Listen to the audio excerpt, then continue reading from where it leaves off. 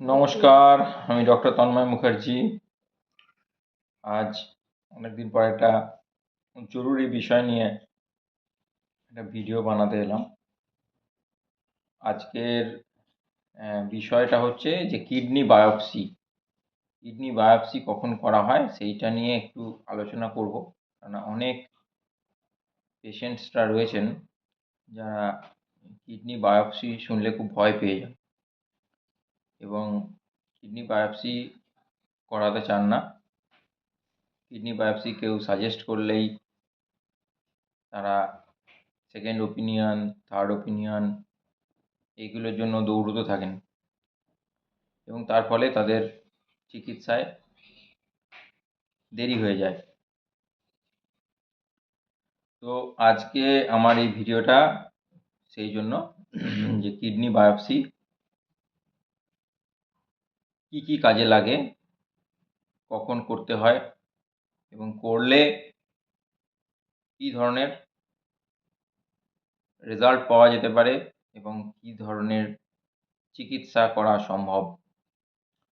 প্রথমেই বলি যে কিডনি বায়োপসি যখন নেফ্রোলজিস্টরা করতে বলেন তখন সাধারণভাবে এটা কিডনিতে কোনো অসুখ হয়েছে কিনা, যার জন্য কিডনি দিয়ে অত্যধিক প্রোটিন লিকেজ হচ্ছে,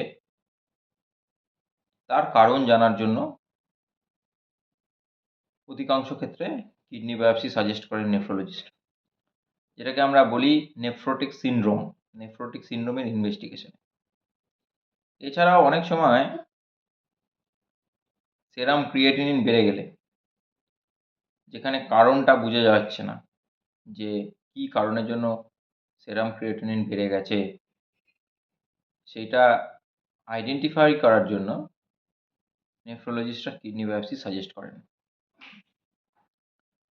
এছাড়াও কিছু কিছু ক্ষেত্রে ইউরিনের সাথে যদি প্রোটিন এবং আরবিসি অর্থাৎ রেড ব্লাড সেলস অর্থাৎ রক্ত যদি বেরিয়ে যেতে থাকে এবং তার এক্স্যাক্ট কারণ যদি খুঁজে না পাওয়া যায়, তাহলে অনেক সময় কিডনি বায়োপসি করে দেখা হয় যে কিডনির কোনো কারণের জন্য এই কিডনি বায়োপসি এই রক্তপাতটা হচ্ছে কিনা বা এই প্রোটিন লিকেজটা হচ্ছে কিনা।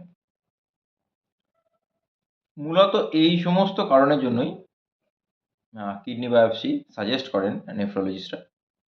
কিন্তু সাধারণ মানুষের একটা ভুল ধারণা আছে যে কিডনি বায়োপসি করা হচ্ছে মানে কোনো ক্যান্সার হয়েছে কিনা এবং এটা ক্যান্সার ছড়িয়ে পড়বে কিনা।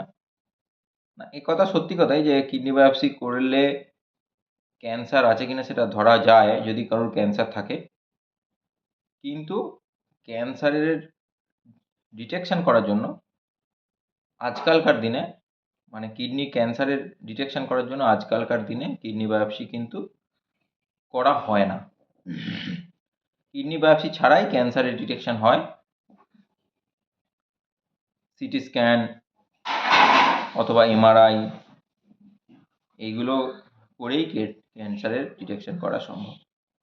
তাই কিডনি বায়োপসি বললেই মানুষের একটা ভুল ধারণা যে হয়তো কিডনিতে ক্যান্সার হয়েছে, সেটা ধরা পড়ার জন্য কিডনি বায়োপসি অ্যাডভাইস করছেন নেফ্রোলজিস্ট এবং তার জন্য অত্যন্ত চিন্তিত হয়ে second opinion, third opinion, fourth opinion এগুলো অনেকেই করতে থাকেন এবং তার জন্য কি হয় না, যে কারণের জন্য কিডনি বায়োপসিটা করতে বলা হয়েছে সেটা অনেক সময় আইডেন্টিফাই হয় না, অনেক সময় অনেক দেরি করে আইডেন্টিফাই হয় এবং চিকিৎসায় বিলম্ব হয় এবং চিকিৎসায় বিলম্ব হওয়ার জন্য রোগটা অনেক তাড়াতাড়ি প্রোগ্রেস করে যায়।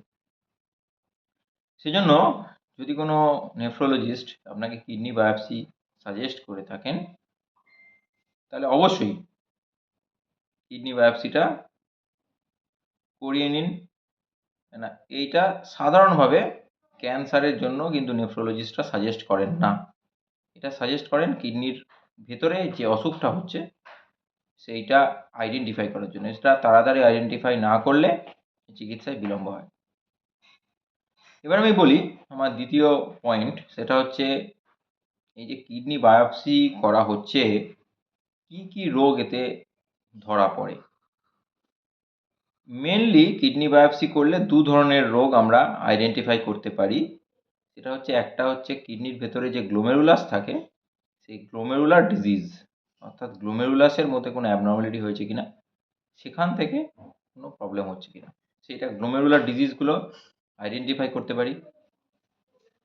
আর দ্বিতীয় কথা, কিডনির মধ্যে থাকে টিউবিউলস আর ইন্টারস্টিশিয়াম, সেই টিউবুলার ডিজিজ হচ্ছে কিনা বা ইন্টারস্টিশিয়াল ডিজিজ হচ্ছে কিনা, এটা আইডেন্টিফাই করা হয়। মেনলি এই দুটো জিনিস নেফ্রোলজিস্টরা খুঁজে বার করার জন্য কিডনি বায়োপসিটা করে থাকেন। এবার এইটা আইডেন্টিফাই করলে তার সুবিধাটা কি হবে, অর্থাৎ কিডনি বায়োপসিটা আপনি কেন করাবেন। মনে রাখবেন যে কিডনি বায়োপসিটা করা হয় রোগটাকে আইডেন্টিফাই করতে, এটা কোনো চিকিৎসা না। এটা আপনার চিকিৎসার অভিমুখটা ঠিক করে দেবে, অর্থাৎ চিকিৎসাটা কোন পথে যাবে সেটা ঠিক করে দেবে। এবং এটাতে যদি দেখা যায় যে কিডনির একটা বিশাল অংশে কোনো প্রদাহ হয়েছে, ইনফ্লামেশন হয়েছে, সেক্ষেত্রে বিভিন্ন রকমের ওষুধপত্র দিয়ে, যেমন স্টেরয়েডস অথবা আদার ইমিউনোসাপ্রেসিভ এজেন্টস, এগুলো দিয়ে তার চিকিৎসা করা কিন্তু সম্ভব। সুতরাং যদি কিডনি বায়োপসিটা সঠিক সময়ে করা হয়, তাহলেই এর চিকিৎসাটা কিন্তু সঠিক সময় শুরু হবে এবং সঠিক সময়ে পেশেন্টের জন্য ভালো। এবং তাতে কি হয় না, রিভার্সিবিলিটি, যে কিডনি ফাংশনটা যদি ক্রিয়েটিনিন বেড়ে গিয়ে থাকে অথবা প্রচণ্ড প্রোটিনিউরিয়া হতে থাকে, সেক্ষেত্রে পেশেন্টের যে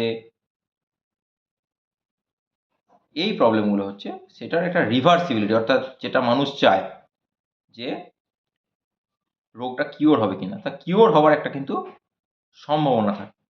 যদি আমরা কিডনি বায়োপসিটা না করি, তাহলে এই রোগটা কিওর হওয়ার সম্ভাবনা তো থাকেই না, বরঞ্চ আন্দাজের ওপরে চিকিৎসা হয়ে যায়। সেই জন্য বলবো যে কিডনি বায়োপসি যদি কোনো নেফ্রোলজিস্ট সাজেস্ট করে থাকেন, তাহলে অবশ্যই করে নেওয়া উচিত। এটার সাথে সাধারণভাবে ক্যান্সারের সম্পর্ক নেই, কারণ ক্যান্সার ডিটেকশন করার জন্য অন্য ইনভেস্টিগেশন, অর্থাৎ কিডনির ক্যান্সার ডিটেকশন করার জন্য অন্যান্য ইনভেস্টিগেশন, সিইসিটি, কেউবি অথবা এমআরআই কেউবি উইথ কন্ট্রাস্ট, এই ইনভেস্টিগেশনগুলো সাধারণভাবে ইউজ করা হয়।